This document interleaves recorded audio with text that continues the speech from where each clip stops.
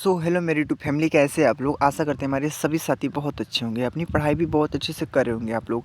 आज जो साथी हमारी क्लास है आप लोग के लिए बहुत ही महत्वपूर्ण एवं बहुत ही स्पेशल क्लास होगी। तो सभी साथी से निवेदन है, सभी साथी वीडियो को फुल वॉच करेंगे, कोई भी साथी वीडियो को स्किप नहीं करेगा मेरे भाई, ठीक है। तो देख रहे हैं हमारा आज की जो क्लास है आरपी कांस्टेबल का जीके जीएस का PYQ है, जो आप लोग के लिए बहुत ही महत्वपूर्ण आज की क्लास होगी साथी। आज का पार्ट हमारा 71 है। टारगेट आरपी बैच के हिसाब से देखें तो यह पार्ट हमारा 21 है, ठीक है। तो ध्यानपूर्वक से इस वीडियो को फुल वॉच करेंगे आप लोग। पहले 4-5 प्रश्नों को अच्छे से क्लियर आप लोग देखिए, पढ़िए, आप लोग समझिए, तब आप लोग को खुद समझ में आ जाएगा कितना आप लोग के लिए स्पेशल क्लास होगी साथी, ठीक है। बाकी हम चलते हैं प्रश्न को देखते हैं, टाइम वेस्ट ना करते हैं साथी। बाकी जो हमारे साथी चैनल पर नए अभी तक वो चैनल सब्सक्राइब नहीं किए, वो चैनल सब्सक्राइब जरूर कर लें और बेल आइकन को इंप्रेस करें, जो घंटा होता है उसको दबा दें, क्योंकि आने वाले सभी वीडियो आपके पास पहले आए साथी, ठीक है। चलते हैं मित्रों, हम स्टार्ट करते हैं पहले प्रश्न, ठीक है। और जितना हो सके उतना उत्तर देने का प्रयास जरूर कीजिएगा, चाहे हमारी बहनें देख रही वीडियो, चाहे हमारे भाई देख रहे वीडियो, ठीक है। चलते हैं, स्टार्ट करते हैं। तो देख सकते हैं हमारा आज का पहला प्रश्न क्या साथी, ठीक है।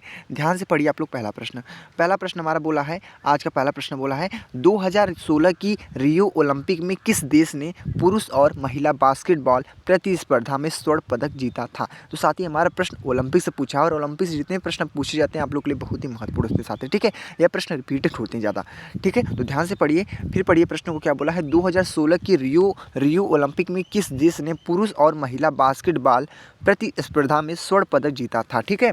तो इस प्रश्न का आंसर क्या होगा साथी। संयुक्त राज्य अमेरिका होगा, भारत होगा, अर्जेंटीना होगा, चिली होगा। तो इस प्रश्न का आंसर देने का प्रयास कीजिए, और कोई भी साथी हमारा जो भी हमारे भाई बहनें देख रहे हैं वो तुक्का का प्रयोग नहीं करेंगे साथी, ठीक है। क्योंकि आप लोगों को पता है -1/3 के नेगेटिव मार्किंग भी उपलब्ध है इस आरपीएफ कांस्टेबल के एग्जाम में साथी, ठीक है। तो इस प्रश्न का आंसर क्या होगा पता है आप लोग को। इस प्रश्न का आंसर आप लोग का हो जाएगा संयुक्त राज्य अमेरिका, यानी पहला answer is the right answer. कितने भाई बहनों का आंसर सही था वो कमेंट करेंगे, ठीक है। बाकी हम चलते हैं स्टेप बाय बढ़ते हैं नेक्स्ट प्रश्न को, ठीक है। अगले प्रश्न को पढ़ते हैं। अगला प्रश्न कौन सा साथी आप लोग के स्क्रीन पे आज का प्रश्न हमारा दूसरा है। तो दूसरा प्रश्न क्या बोला, ध्यान से बढ़िए। दूसरा प्रश्न बोला है निम्नलिखित में से कौन सा शब्द कवक के अध्ययन से संबंधित है। निम्नलिखित में से कौन सा शब्द है जो कवक के अध्ययन से संबंधित है। तो साथी बताएंगे इस प्रश्न का आंसर क्या हो सकता है। कवक विज्ञान है, पक्षी विज्ञान है, सर्प विज्ञान है और मत्स्य विज्ञान है। तो साथी इस प्रश्न का हमारा स्पेशल राइट आंसर क्या होगा, जो भी साथी को पता हुआ साथी हमारे कमेंट करेंगे, ठीक है। तो इस प्रश्न का साथी हमारा राइट आंसर क्या होगा, आप लोग की स्क्रीन पे है। पहला answer is the right answer, कवक विज्ञान आप लोग का राइट आंसर हो जाएगा, जो आप लोग के लिए बहुत ही महत्वपूर्ण आज का प्रश्न था साथी, ठीक है। बाकी हम चलते हैं स्टेप बाय बढ़ते हैं अगले प्रश्न को, ठीक है। हम लोग एक ही प्रश्न को ना बहुत बारीकी से देखने साथी, और इसी वीडियो में ना प्रयास करेंगे इसी वीडियो में सारे प्रश्नों को आप लोग को रटवा देंगे साथी, ठीक है। बस आप लोग ध्यानपूर्वक से लगे रहिए हमारे साथ, ठीक है। तो क्या है अगला प्रश्न आप लोग के तीसरा प्रश्न साथी क्या बोला। तीसरा प्रश्न बोला है यदि वस्तु का विस्थापन शून्य है, यदि वस्तु का विस्थापन जो है हमारा शून्य है, तो बल द्वारा किसी वस्तु पर किया गया कार्य होगा, क्या होगा। शून्य होता है या ऋणात्मक होता है या अनंत होता है या धनात्मक होता है। तो मेरे भाई इस प्रश्न का आंसर क्या होगा, आप लोग बताने का प्रयास कीजिए उत्तर, और कमेंट में उत्तर प्रयास कीजिए देने का, ठीक है। तो साथी इस प्रश्न का आंसर जो आप लोग का होगा पता है क्या होगा, शून्य हो जाएगा। शून्य इज द राइट आंसर। यदि वस्तु का विस्थापन शून्य है तो बल द्वारा किसी वस्तु पर किया गया कार्य क्या होगा, वो भी शून्य होगा। जब विस्थापन शून्य है तो उसका कार्य भी शून्य होगा, ठीक है। चलते अगले प्रश्न की ओर। अगले प्रश्न को पढ़िए आप लोग। अगला प्रश्न क्या साथी हमारा आज का प्रश्न में आज का फोर्थ है, ठीक है। फोर्थ प्रश्न क्या बोला, ध्यान से पढ़िए।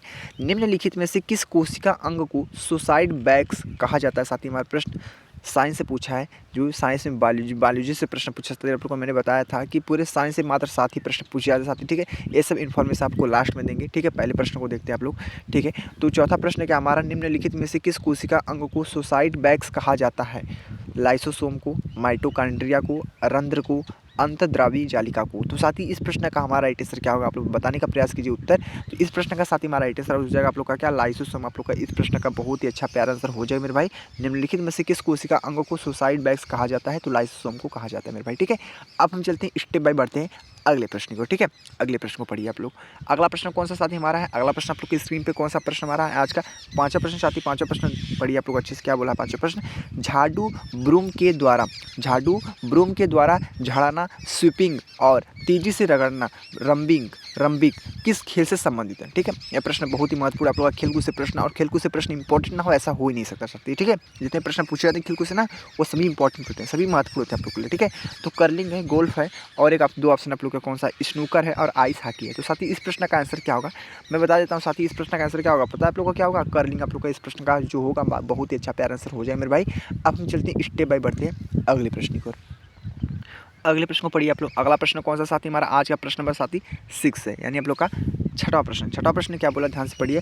पारंपरिक पैठणी सिल्क साड़ी का उद्भव किस राज्य से हुआ है?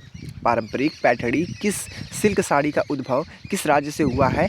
तमिलनाडु से हुआ है, महाराष्ट्र से, त्रिपुरा से, मणिपुर से। तो साथी इस प्रश्न का हमारा राइट आंसर क्या होगा? जो भी साथी को पता है वह साथी हमारे कमेंट करेंगे कि पारंपरिक पैठणी सिल्क साड़ी का उद्भव किस राज्य से हुआ है? तमिलनाडु, महाराष्ट्र, त्रिपुरा, मणिपुर। तो मेरे भाई इस प्रश्न का आंसर क्या होगा पता आप लोग को? महाराष्ट्र हो जाएगा। तो बहुत अच्छे से अपने नोटबुक पर नोट कर लेना, क्योंकि सभी प्रश्न आप लोग के लिए बहुत ही महत्वपूर्ण है मेरे भाई।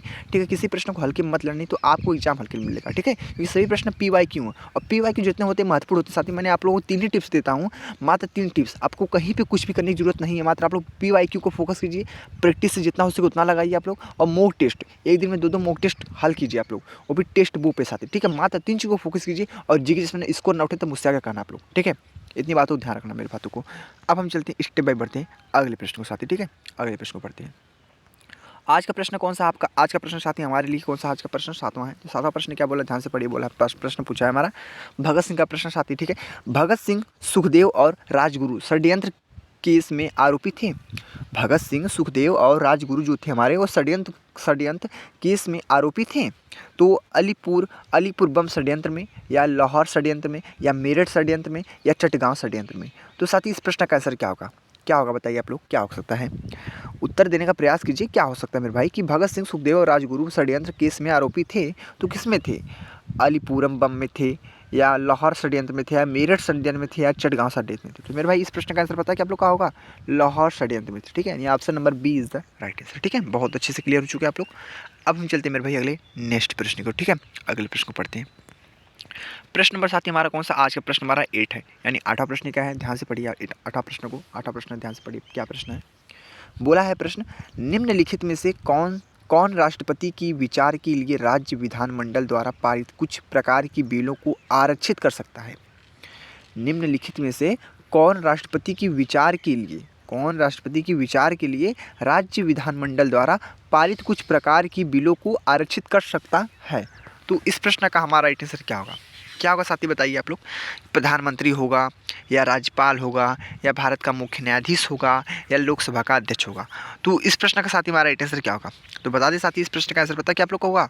क्या होगा? राज्यपाल आपका होगा। ठीक है, राज्यपाल, यानी ऑप्शन नंबर क्या होगा आपका? B answer is the right answer. ठीक है, बहुत अच्छा प्रश्न था आप लोग के लिए, आंसर भी बहुत अच्छा था साथी। ठीक है, अब हम चलते हैं स्टेप बाय बढ़ते हैं अगले नेक्स्ट प्रश्न के साथी। अगले प्रश्न को पढ़िए आप लोग अच्छे से, और उत्तर देने का प्रयास कीजिए जितना हो सके उतना, जो भी हमारी बहनें देख रही हैं, जो मेरे भाई देख रहे हैं। ठीक है साथी, तो चलते हैं अगले नेक्स्ट प्रश्न को देखेंगे। आज का प्रश्न नंबर कौन सा? हमारा 9वां प्रश्न नंबर बोला है, अंतः उष्णकटिबंधीय अभिसरण क्षेत्र को चाल की आभासी संचलन के साथ होता है।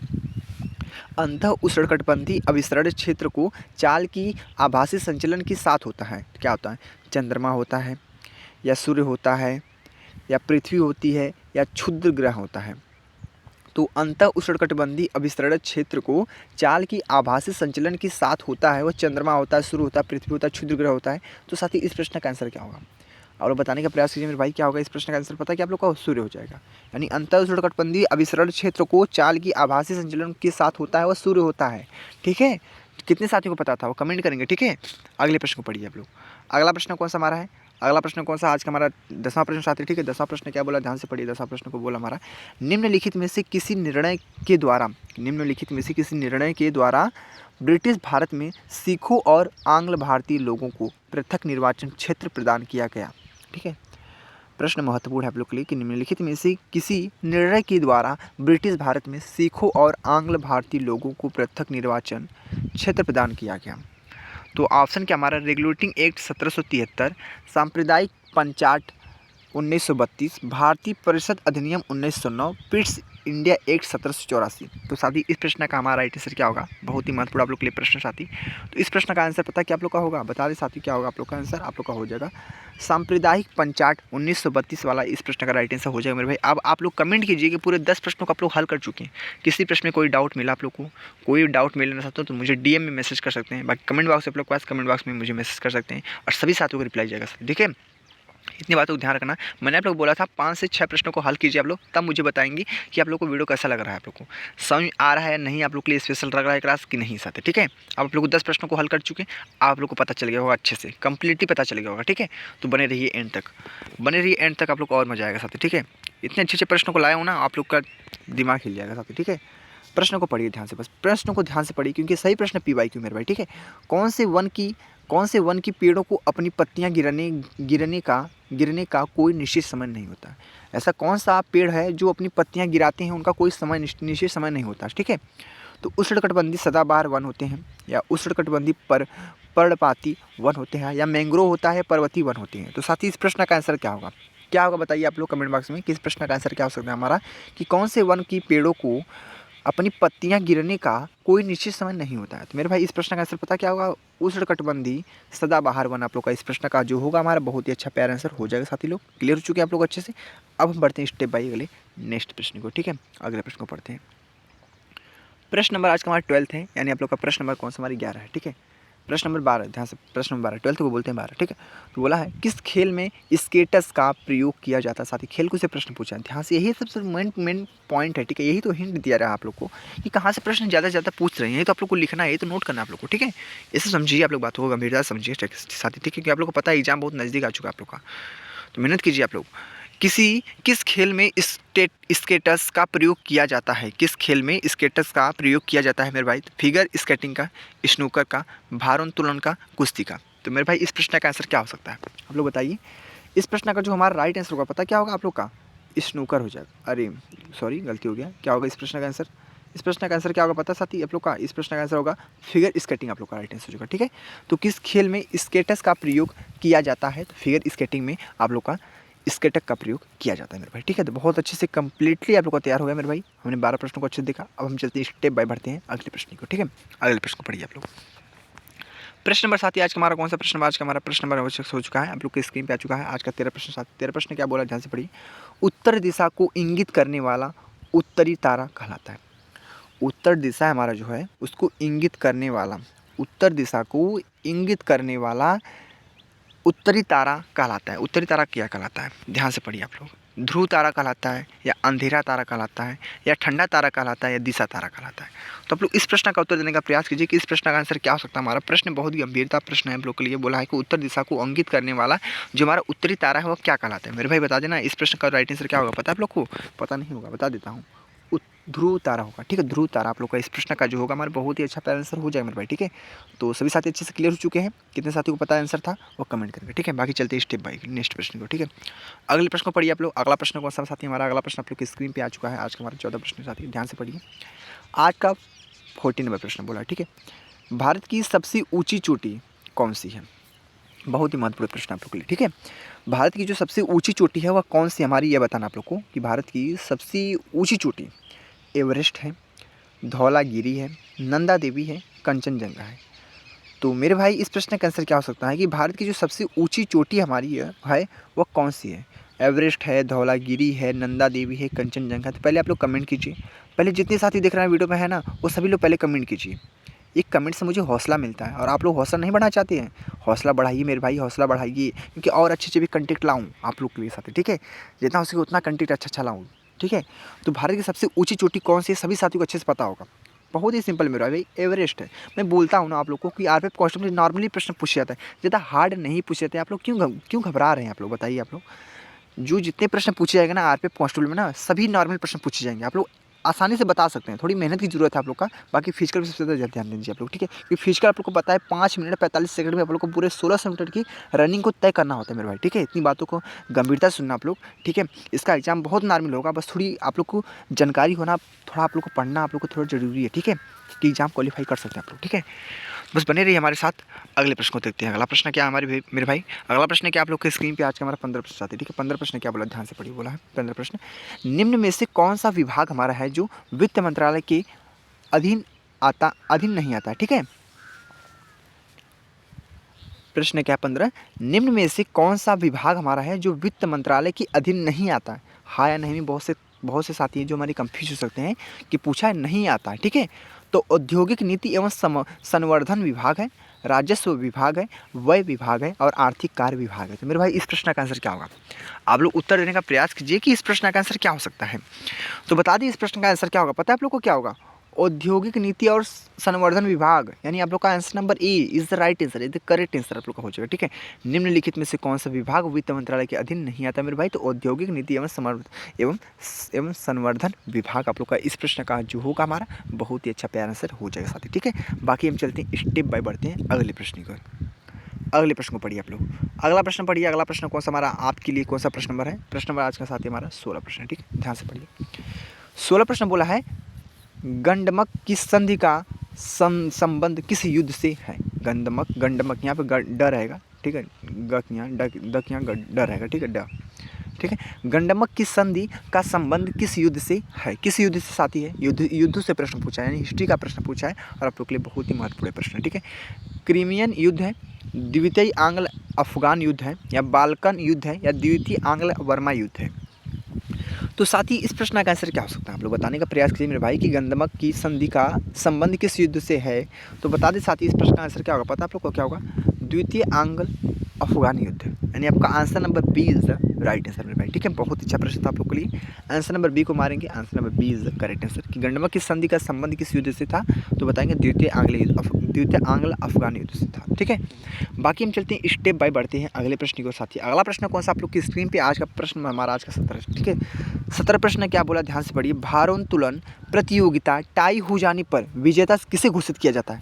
जो हमारी भारोत्तोलन प्रतियोगिता होती है हमारे, उसमें वो टाई हो गया, मतलब खत्म हो गया। ठीक है, बीच में से खत्म हो गया, टाई हो गया वो। ठीक है, तो विजेता किसे घोषित किया जाता है? उसमें दोनों ही प्रतिभागियों को, जिस प्रतिभागी का भार कम हो, भार यहाँ लिखा है। ठीक है, मैं भार रहेगा। ठीक है, भार रहेगा। इतनी बातों को ध्यान रखना कि दोनों ही प्रतिभागियों को जिस प्रतिभागी का भार कम होता है, जिस प्रतिभागी का भार अधिक होता है, अधिक आयु वाली प्रतिभागी को। तो साथी बताएंगे इस प्रश्न का आंसर क्या हो सकता है? पता है आप लोग को? भारोत्तोलन प्रतियोगिता टाई हो जाने पर विजेता किसे घोषित किया जाता है? तो बताएंगे आप लोग? पता है आंसर नंबर आप लोग का हो जाएगा कि जिस प्रतिभागी का भार कम होता है, यानी ऑप्शन नंबर क्या आपका? B answer is the right answer मेरे भाई। ठीक है, बहुत अच्छा प्रश्न था आप लोग के लिए।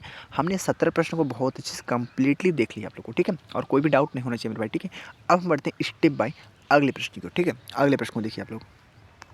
आज का प्रश्न नंबर कौन सा? आज का प्रश्न नंबर हमारा 18 है। ठीक है, यानी आप लोग का 18 प्रश्न नंबर बोला है। ध्यान से पढ़िए आप लोग। बोला है निम्नलिखित में से कौन प्रवाल भित्ति का एक प्रकार नहीं है? तो हाँ या नहीं में फिर से कंफ्यूज हो सकते हैं आप लोग। तो हाँ या नहीं को ध्यान रखना आप लोग, और इस क्वेश्चन को जितना हो सके उतना एकदम अच्छे से पढ़ना। ठीक है, कि निम्नलिखित में से कौन प्रवाल भित्ति का एक प्रकार नहीं है? तो मेरे भाई इस प्रश्न का आंसर क्या हो सकता है? बेरियर प्रवाल भित्ति, लैंगून प्रवाल भित्ति, एटोल प्रवाल भित्ति, फ्रीजिंग प्रवाल भित्ति। तो मेरे भाई इस प्रश्न का आंसर क्या हो सकता है? आप लोग बताइए। आप लोग इस प्रश्न का आंसर क्या होगा? मेरे भाई बता देना इस प्रश्न का आंसर क्या हो सकता है? पता है आप लोग को कि निम्नलिखित में से कौन सा प्रवाल भित्ति का एक प्रकार नहीं है? तो बहुत ही सिंपल है आप लोग के लिए, लैंगून प्रवाल भित्ति आप लोग का answer number B is the right answer. ठीक है, बहुत अच्छा प्रश्न था और अच्छे से क्लियर भी हो चुके हैं आप लोग। ठीक है, बाकी हम चलते हैं स्टेप बाय बढ़ते हैं अगले नेक्स्ट प्रश्न को, और अगले प्रश्न को पढ़ते हैं और उत्तर देने का प्रयास करते हैं मेरे भाई। ठीक है, चलिए। तो देख सकते हैं आज का प्रश्न हमारा अनुच्छेद से है, यानी आर्टिकल का प्रश्न साथी आप लोग के लिए महत्वपूर्ण होगा। पॉलिटी का प्रश्न, आर्टिकल का प्रश्न सब इंपॉर्टेंट ही होते साथी। ठीक है, आप लोग को लास्ट में बताएंगे, बने रहिए हमारे साथ। आज को 19 प्रश्न बोला है कि भारतीय संविधान की किस अनुच्छेद में राज्यपाल के कार्यकाल से संबंधित प्रावधान का वर्णन है? भारतीय संविधान की किस अनुच्छेद में राज्यपाल के कार्यकाल से संबंधित प्रावधान का वर्णन है? तो मेरे भाई इस प्रश्न का आंसर क्या होगा? बताइए आप लोग कि क्या अनुच्छेद 143 होगा, अनुच्छेद 156 होगा, अनुच्छेद 238 होगा, या अनुच्छेद 243 होगा?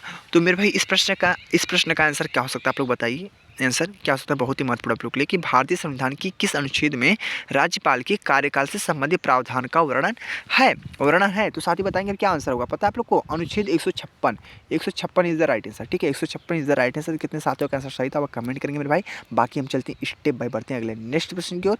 और एक बार बता देना, 20 प्रश्नों को करने के बाद आप लोग को बताना क्या करना है। पता है आप लोग को? स्टेप बाय जितने प्रश्नों को आप लोग हल किए ना, वो पूरी 20 प्रश्न में से आप लोग कितने प्रश्न सही किए, कितने प्रश्न गलत किया, और आप लोग को ये वीडियो कैसा लगा है आप लोग को कमेंट में फुल मोटिवेशन मुझे देना जरूरी है आप लोग को। ठीक है, तो साथ ही आप लोग को पता है मोटिवेशन बहुत मिलता है मेरे भाई। ठीक है, आप लोग देखते हैं, कमेंट करते हैं ना, मोटिवेशन मिलता है। सब्सक्राइब कर देते हैं और मोटिवेशन मिल जाता है मेरे भाई। आप लोग बताइए, लाइक कर देते हैं और मोटिवेशन मिल जाता है। ठीक है, ये सब मोटिवेशन है आप लोग के लिए साथ ही। ठीक है, इसमें कोई पैसा लगता नहीं है आप लोग। ठीक है, आप लोग का दिल कर दे तभी आप लोग करना। ठीक है, कोई ज़बरदस्ती नहीं है आप लोग के लिए। तो पढ़िए 20वां प्रश्न आज का बोला है, वह अभिक्रिया क्या कहलाती है? वह अभिक्रिया क्या कहलाती है जिसमें 2 या 2 से अधिक अभिकारकों की अभिक्रिया के फलस्वरूप केवल एक उत्पाद निर्मित होता है? वह अभिक्रिया क्या कहलाती है जिसमें दो या दो से अधिक अभिकारकों की अभिक्रिया के फलस्वरूप केवल एक उत्पाद निर्मित होता है? तो मेरे भाई इस प्रश्न का आंसर दिया आप लोग के लिए, क्या है आंसर नंबर बताएंगे कि विस्थापन अभिक्रिया है या संयोजन अभिक्रिया है या विरचन अभिक्रिया या पुनर्विस्थापन अभिक्रिया है? तो मेरे भाई इस प्रश्न का हमारा राइट आंसर क्या होगा? तो बता दें मेरे भाई, इस प्रश्न का जो स्पेशल राइट आंसर हो जाएगा क्या होगा? संयोजन अभिक्रिया आप लोग का राइट आंसर हो जाएगा, यानी option number B is the right answer. तो बहुत अच्छे से आप लोग को मैंने बता दिया, पूरे 20 प्रश्नों को आप लोग अच्छे से क्लियर कर लिए मेरे भाई, ठीक है। आप लोग को वीडियो कैसा लगा आप लोग कमेंट बॉक्स में बताना मित्र, ठीक है। एक कमेंट जरूर कर देना मेरे भाई, ठीक है। बाकी अब आप लोग को बता रहे हैं कि कहाँ कहाँ से प्रश्न पूछे जाते हैं, किस किस टॉपिक से पूछे जाते हैं, कहाँ इंपॉर्टेंट होते हैं, कहाँ इंपॉर्टेंट नहीं होते, पूरे आप लोग वीडियो को देख लेना। आप लोग बताइए, ठीक है। अब बताता हूँ मैं आप लोग को अच्छे से। पहले ध्यान रखिए, पॉलिटी यानी संविधान, यहाँ पे मैं लिख देता हूँ संविधान, ठीक है। अनुच्छेद, संविधान हो गया, अनुच्छेद, ये दोनों तो बहुत ही इंपॉर्टेंट है, ये दोनों आप लोग के लिए बहुत ही ज़्यादा इंपॉर्टेंट है। इन दोनों को ना बहुत अच्छे से रट लेना आप लोग मेरे भाई, ठीक है। क्या करना है आप लोग को कि संविधान और अनुच्छेद को बहुत अच्छे से रट लेना मेरे भाई, क्योंकि ये आप लोग के लिए बहुत ही ज़्यादा महत्वपूर्ण है मेरे भाई, ठीक है। संविधान और अनुच्छेद को, ठीक है। यहाँ से प्रश्न आप लोग के 100% महत्वपूर्ण प्रश्नों को भेजा जा सकता है, ठीक है। क्योंकि आप लोग वीडियो को हल करते होंगे ना, आप लोग को पता होता है कि सबसे ज़्यादा प्रश्न यहीं से पूछे जाते हैं साथी, ठीक है। सबसे ज़्यादा प्रश्न कहाँ से पूछे जाते हैं? सबसे ज़्यादा प्रश्न यहीं से पूछे जाते हैं। तो ध्यान से इन प्रश्नों को याद करना। क्या होगा तो आप लोग बताइए, संविधान और अनुच्छेद यानी पॉलिटी और आर्टिकल सबसे ज़्यादा प्रश्न पूछे जाते हैं। फिर उसके बाद कहाँ से प्रश्न पूछे जाते हैं? खेलकूद से प्रश्न पूछे जाते हैं। मैं पॉइंट बोल रहा हूँ, लिखना आप लोग, ठीक है। संविधान हो गया, अनुच्छेद हो गया, खेलकूद हो गया, स्ट्रेटेजी के हो गया, करंट अफेयर्स हो गया, हिस्ट्री हो गया, इकोनॉमिक्स हो गए, ठीक है, जियोग्राफी हो गया आप लोग का, ठीक है। ये सब पॉइंट आप लोग के महत्वपूर्ण है। नदियों से प्रश्न पूछा जाता है, झीलों से प्रश्न पूछा जाता है, ठीक है। मुद्राएं से प्रश्न पूछा जाता है, मंदिरों से प्रश्न पूछा जाता है, किताबों से प्रश्न पूछा जाता है। एक प्रश्न बता रहे हैं। प्रधानमंत्री से प्रश्न पूछा जाता है, लोकसभा से प्रश्न पूछा जाता है, चुनाव से प्रश्न पूछा जाता है, ओलंपिक से प्रश्न पूछा जाता है, ठीक है। तो साथ ही ये सब पॉइंट जो आप लोग के लिए बहुत ही ज़्यादा महत्वपूर्ण है, ठीक है। ये सब महत्वपूर्ण पॉइंट में आते हैं साथ, ठीक है। यहाँ से प्रश्न 100% आप लोग को मिलेंगे, ठीक है। बाकी आप लोग हिस्ट्री को भी बहुत बड़ा योगदान दे सकते हैं। हिस्ट्री से बहुत अच्छे बहुत प्रश्न पूछे जाते हैं, युद्धों से प्रश्न पूछा जाता है, ठीक है। अब बाकी बता दें आप लोग को स्ट्रेटेजी कहाँ से पढ़ना है। मेरे भाई स्ट्रेटेजी के ना और नवीन सर से पढ़ लीजिए आप लोग, उनके ज्ञाता बन जाएंगे आप लोग, ठीक है। नवीन सर से स्ट्रेटेजी के पढ़ सकते हैं। बाकी आप लोग करंट अफेयर्स कहाँ से पढ़ें? तो current affairs Kumar Gaurav sir से पढ़ सकते हैं, जो आप लोग के लिए बहुत ही बेस्ट टीचर हैं। मंथली आप लोग तैयार कीजिए और जितना हो सके उतना मॉक टेस्ट लगाइए, प्रैक्टिस टेस्ट दीजिए आप लोग, ठीक है। और PYQ को फोकस कीजिए जितना हो सके उतना, ठीक है। तो बस मेरी बात से इतना ही, आप लोग सहमत रहिए और कुछ नहीं है। बाकी आप लोग आज का पार्ट हमारा 71 था। RP बैच के हिसाब से देखें पार्ट हमारा 21 है, ठीक है साथियों, ठीक है। तो वीडियो आप लोगों को कैसा लगा आप लोग कमेंट बताना। मित्र लोग मिलते हैं अगले नेक्स्ट वीडियो में। यही वीडियो को एंड किया जाता है। जय हिंद, जय भारत, वंदे मातरम।